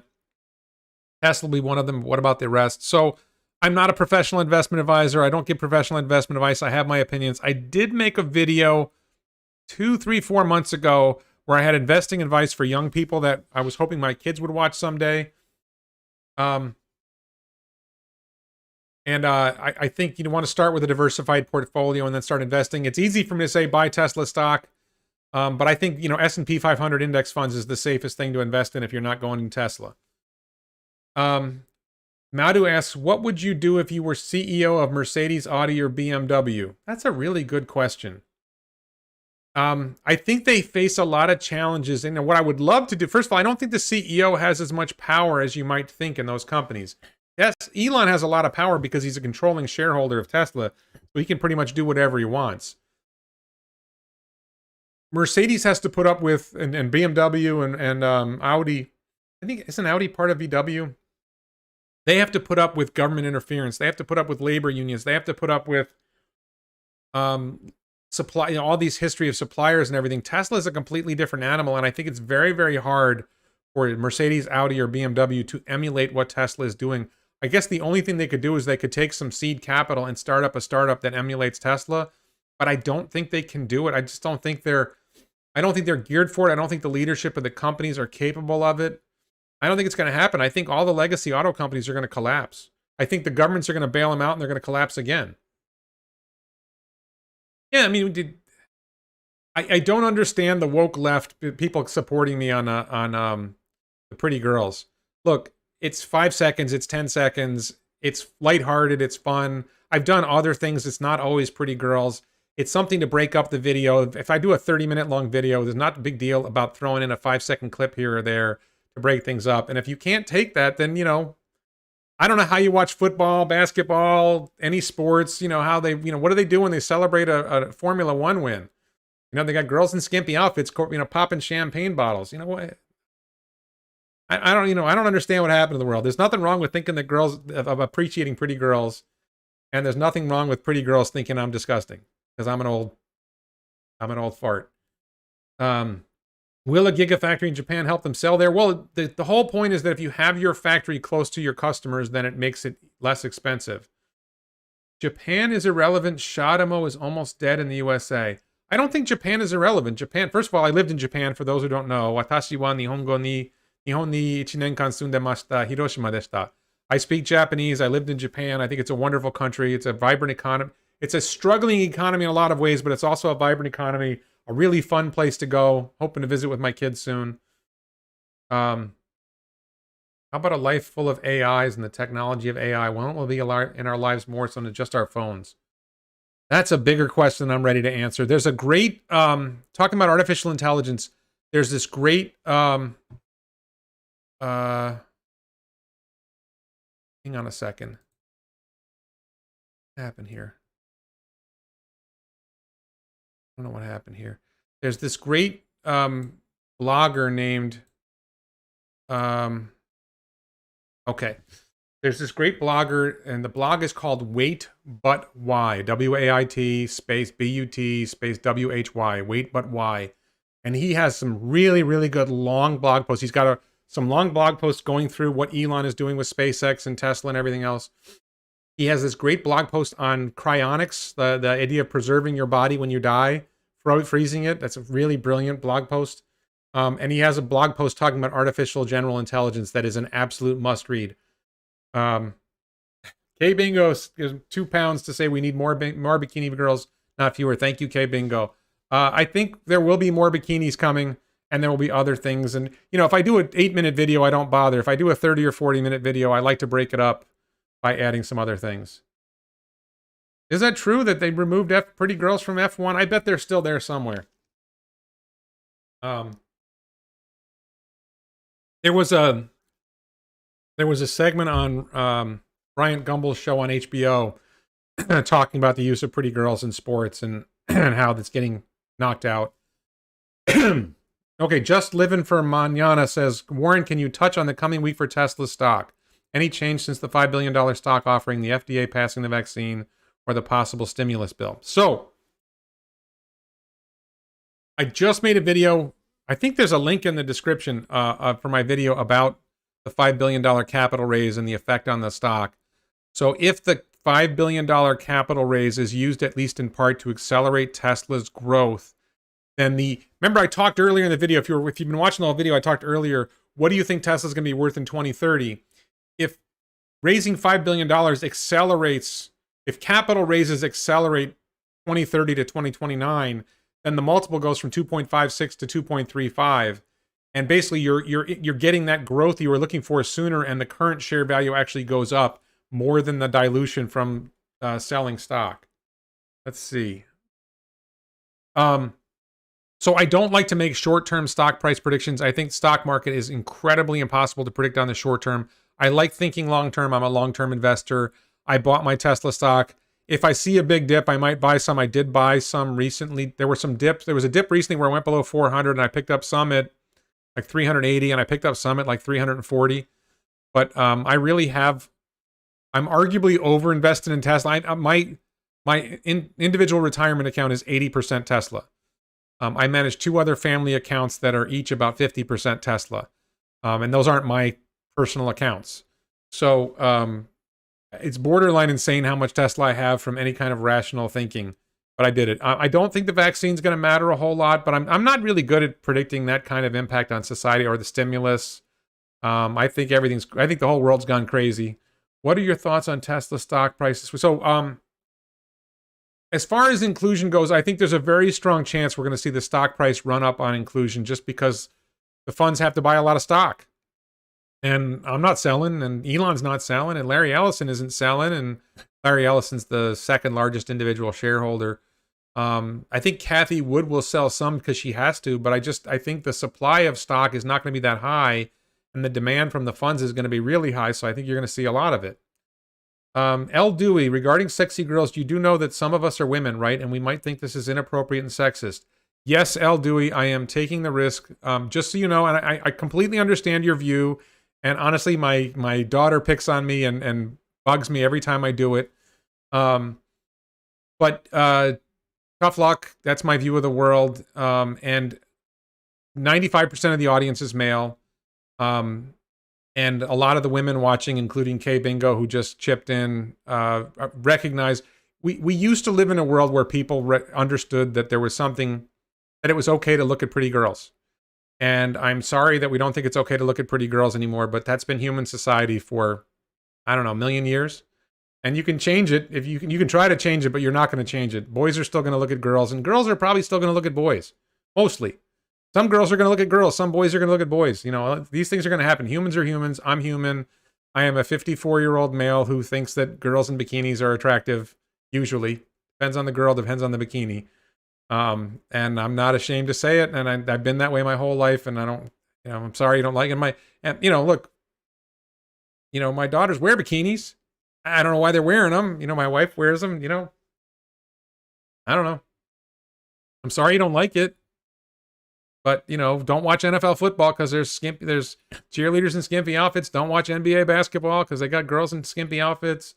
Don't watch half the shows on television, half the movies, because they're always using excuses to show girls in skimpy outfits or nude. I don't make this stuff.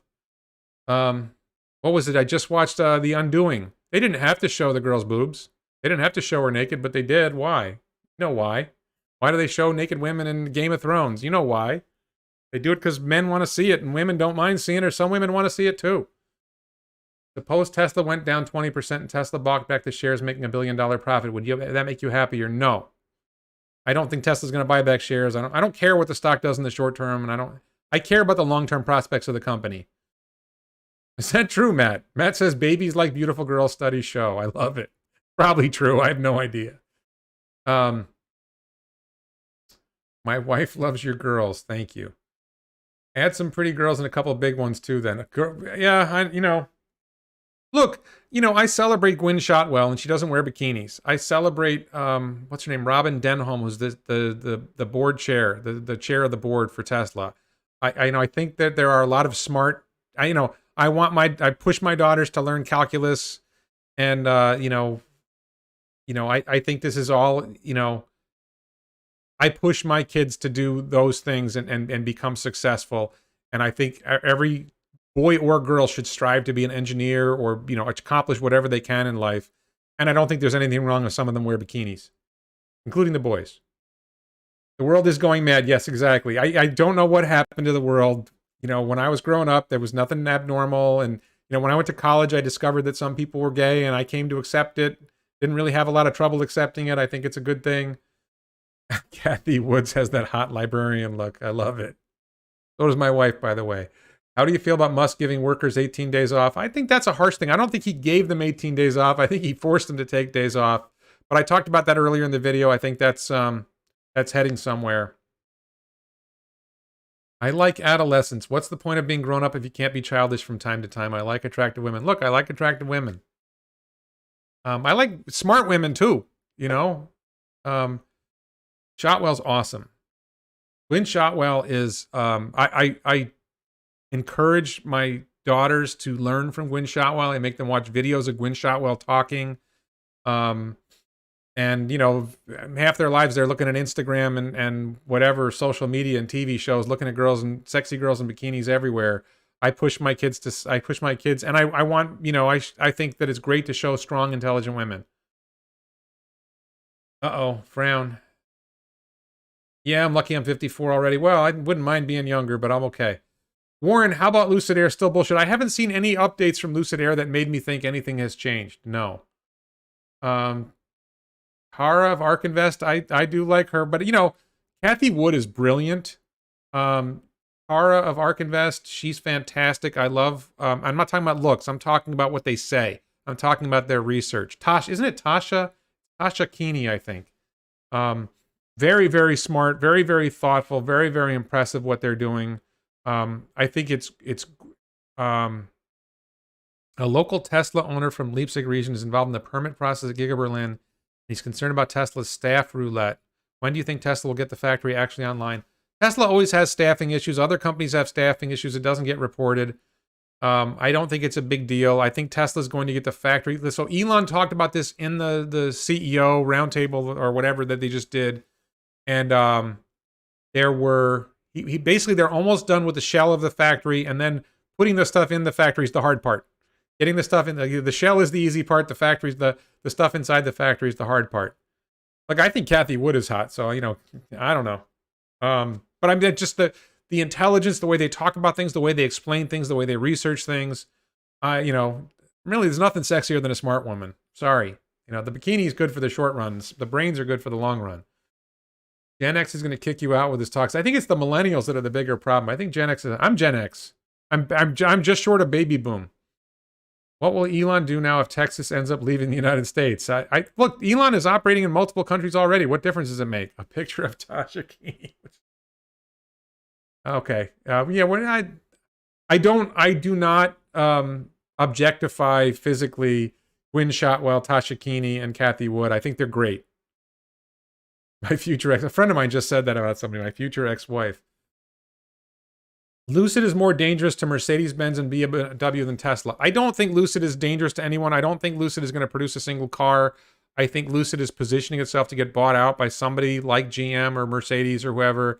I do think they're probably going to have a potential to make they're probably the most likely to be able to make an actual EV compared to Fisker and Nikola.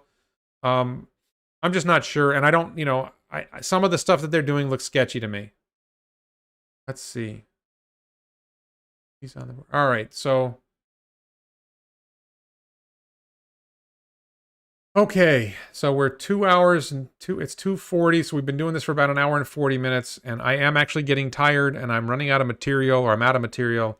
Let me just see if there's any more questions. SpaceX and Tesla will get its pick of the best engineers. Yeah, I think that's, let's talk about that for a second, Mark. Thank you for that comment. The biggest constraint holding Tesla up, and not just Tesla, SpaceX, etc., the biggest constraint holding them up is getting enough engineers, getting enough staff to be able to do the things that they want to do. I was actually thinking about this, Mark, in the context of the Boring Company, that Steve Davis is running the Boring Company and expanding the Boring Company to Austin. That means Steve is going to have to handle Vegas and Austin. And I think Elon is probably teaching Steve Davis, here's how you manage your time so you can pull this off. But once the Boring Company does Austin and they've done Vegas and other people start wanting Boring Company projects, that's going to be amazing. Thank you, Matthias, for your contribution. Canardo asks, where do you think the next week, where do I think Tesla stock will stand next week? I think it's going to go up, but I'm really bad at making short-term stock predictions. I'm really bad at making election predictions too. I was completely wrong on this one. So the most famous prediction about stock was, what do you think the stock market's going to do? I think it's going to fluctuate. The stock price is going to fluctuate. I think it's going to go up, but I'm wrong so much it doesn't matter. I don't think the short-term share price matters. I don't play short-term price games. I'm interested in long-term. What's it going to be worth in 2025? What's it going to be worth in 2030? What's the company doing in that window? What can be done about mitigating health repercussions from going to Mars? Yogi B, I made a video where I talked about the idea of tunnels, circular tunnels on Mars, where you would spend most of your time when you're sleeping and when you're not doing something active on the surface. You'd be in a tunnel creating centrifugal force, and you'd be underground, so it would protect you from radiation and from low gravity. If low gravity is a problem, which we're not sure if low gravity is a problem. We know zero gravity is a problem. We're not sure how humans will do in low gravity. Let's see. I have looked for jobs at Tesla myself. Somebody said they're going to work at Terra. I have looked for Tesla and SpaceX jobs, but they're not hiring lawyers that much. So, and I don't have a lot of useful skills. And do you think QuantumScape has positioned itself? And I think I talked about QuantumScape earlier in the video. I think QuantumScape is nothing.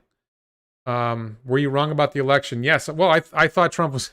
I don't know what the heck I'm talking about. I thought Trump was going to win in a landslide. Shows what I know. I thought Hillary was going to win in a landslide in 2016.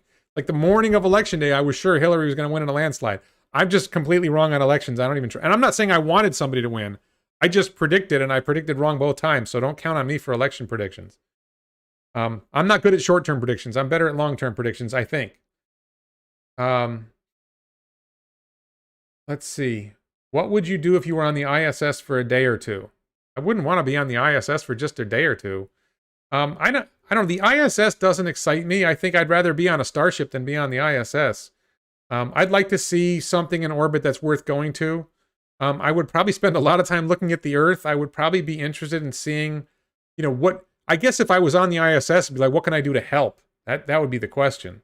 You don't go up there. The fun is going to be over in an hour, and then it's like, how can I help? Let's see. Or were I wrong? Was I wrong? Well, I think I was wrong about the election. That's a fair point. I'm talking about what the official results are going to be, not what actually happened. I think everybody cheats, by the way. I'm not saying the Democrats didn't cheat. I think the Republicans cheat too. And the Republicans complain as the Democrats cheated harder. They cheated better. $7,500 tax credit ramifications. I don't think that's a big deal. I don't think it doesn't matter for Tesla anymore. Tesla sells every car they can make. If they get the $7,500 tax credit, I'll take it on my Cybertruck for sure. Yeah.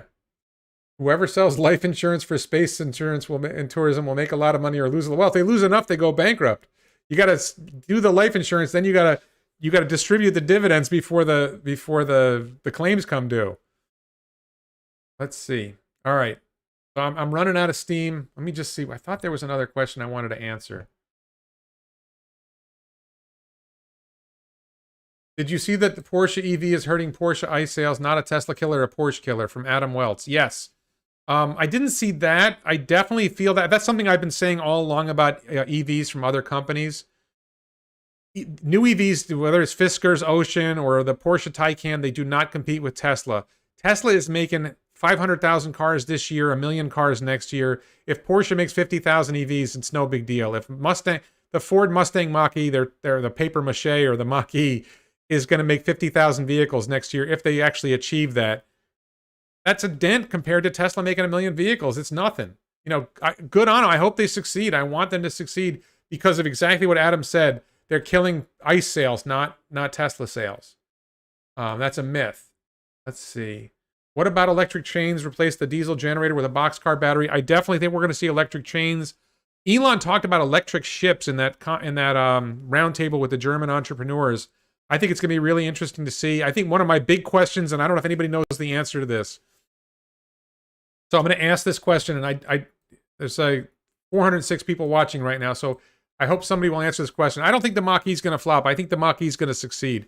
But for electric ships, for let's say ocean-going ships or other kinds of shipping, is lithium iron phosphate viable, or does it have to be nickel-based chemistries? How much does the weight of the batteries matter in ocean shipping, for example? Is it weight or is it volume? What's more significant for these ships? Is it weight or it's volume? Because if you can just do, I don't think the weight matters. Maybe I'm wrong about this. So if you can do lithium iron phosphate cells in the keel of the ship that provides weight that is needed anyway, I think that would be amazing. And then the question is just scaling up production of iron phosphate cells, which CATL is doing.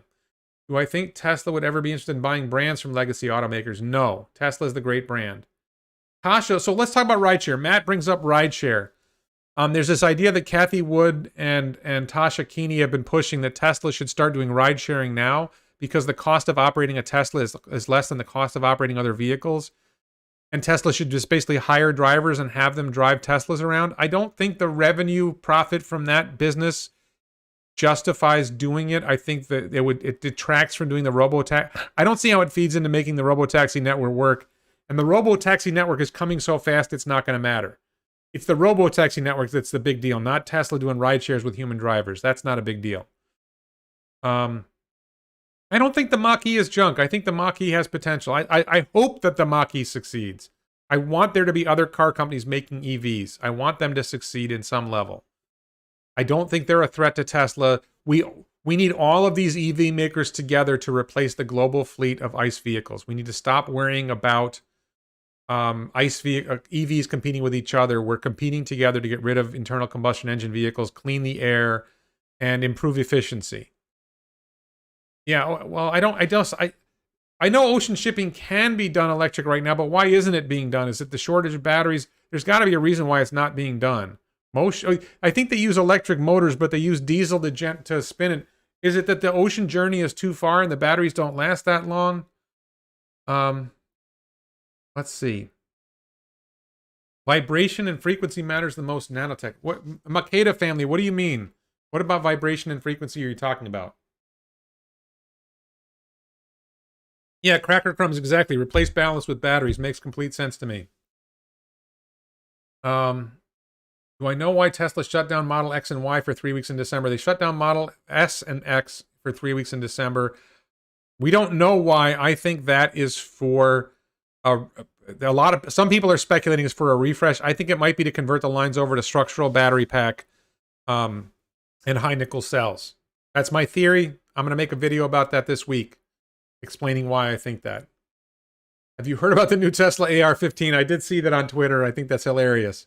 That was a Babylon Bee thing or something, or an onion. That's funny. I want one.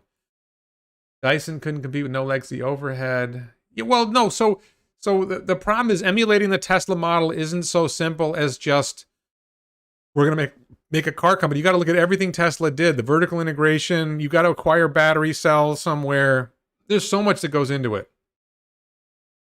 Fabian Flores, I'm a bit late. Could you repeat what your estimates for Q4 are? Do Tesla beat delivery? So you're not late because I didn't talk about that. Elon talked about having a high demand problem and that they're having trouble making production to meet demand. So my hunch is that Tesla will beat expectations in Q4. I think they might ship 200,000 vehicles in Q4 and they're going to go well over 500,000 for the year. I don't really care though. I'm really focused about what they do in 2021. And I think we're looking at a real interesting estimate is what will Tesla produce in 2021. And I think they're going to produce more than 1 million vehicles a year. Troy Teslike on Twitter is ballparking at 800,000. I think they're going to go over 1 million. I think they're going to produce more than 500,000 in Fremont. I think they're going to produce close to 500,000 in Shanghai. I think they're going to produce 50 or 100,000 in Berlin. I think they're going to produce 50,000 or more in Austin. And they're going to get over 1 million vehicles produced in 2021. And that's going to be amazing. Some evidence that Musk talked with Apple about being bought in 2013. I don't know anything about that. Legacy is to build a ship a certain way. Nobody's thinking about electric ship. When it becomes a design, the shippers will buy. Yeah, I think what has to happen is somebody has to design a ship, an ocean-going ship that is built for EV, for battery usage. And you got to remember, the thing is, now, can you build one that has solar panels to charge the batteries? Does that make sense? I don't know the answer to that. I think that's something that's waiting to happen, that somebody will come up with an ocean-going ship with wasn't there something with like a solar sail where they had like sails that were made out of solar cells so they could use wind and get sun on the cells to generate electricity at the same time? Will it go over 1,000 before falling to the low 400s? I don't play timing games and up and down games with Tesla stock. I don't think it's going to go below 400 again, but I'm wrong so much it's impossible to tell. I don't care about if Tesla drops below 400 again. I'm buying again. I just unless something changes in the economy. John, thank you for your comment about being the first live stream you watched. Thank you. Tesla is not a car company. Tesla is much more than a car company. Ocean-going electric ship exists. Alex, post a link to the ocean-going ship in the comments on the video, and I'll take a look at that. Where will Tesla be in 30 years? 30 years is... Elon was joking about 20 years. Like, he's hoping humanity still exists in 20 years. Auto bidder to take off in 20... I need to research auto bidder. I don't know enough about auto bidder. I want to know more about it. People ask me about auto bidder all the time. I don't think auto bidder is as big as people think it is, but maybe I'm wrong and I really need to know more about it. I don't think it's that big of a deal. I think it's important. I think it helps make money, but I don't think it's like Robotaxi is like revolutionary in terms of profit. I think auto bidder is just cool. No, Mark, I don't think they're going to make 1.5 million in 2021. I think it's going to be 1 to 1.2 million in 2021. I don't want to say it's impossible. I just don't think they're going to have the batteries to supply 1.5 million cars in 2021. I do not short stocks. I love Tesla's ask, are you short Nicola? I don't play short-term timing games. I don't buy options. I don't short stocks. I'm a long-term investor. I own a lot of Tesla. I own S&P 500 index funds. I own Amazon. I own Google.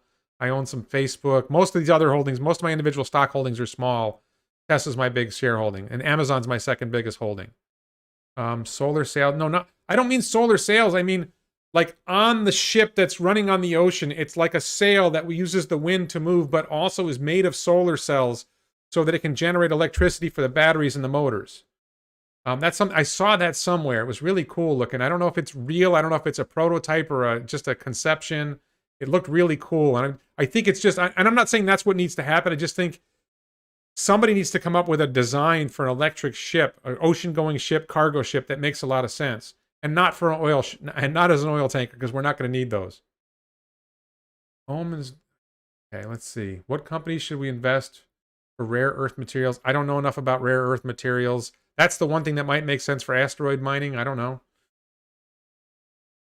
Ferry Ellen. Okay, Alex, if you would post that in the comment. Oh, if you post a link, you might not see it, but I'll see it. You don't have to post it again if you already posted it. YouTube holds all links in my comments, and I look at them later, and I'll approve it later.